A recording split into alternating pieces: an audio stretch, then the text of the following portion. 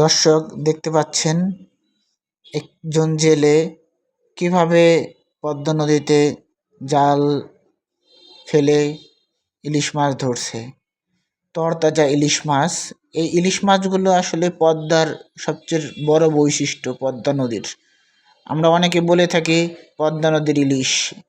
পদ্মা নদীর ইলিশ দেখেন, রূপালী ইলিশ, কত সুন্দর ঝাঁকে ঝাঁকে ইলিশ। এই ইলিশ মাছগুলোই ঢাকা এবং বিভিন্ন জায়গায় চলে যায়। এই ইলিশ মাছ তরতাজা খেয়েছেন এমন কেউ যদি থেকে থাকেন তাহলে কমেন্টে জানাবেন।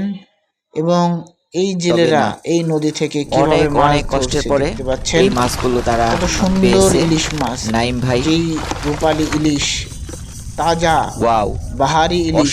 এই ইলিশ তরতাজা ইলিশ মাছ খাবেন কি দেখেই শান্তিতে মন ভরে যাচ্ছে। আসলে ইলিশ মাছ এইরকম তরতাজা লাফাচ্ছে এবং তাজা ইলিশ। এই ইলিশ মাছ রান্না করলে যে কত সুস্বাদু হবে তার কোনো হিসাব নেই। এত সুন্দর ইলিশ, আসলে তাজা ইলিশ মাছ, সুন্দর ইলিশ মাছ কেটে আসলে তারপর চোখে রান্না দেখলে করে চোখের শান্তি। খাওয়া, এটা আসলে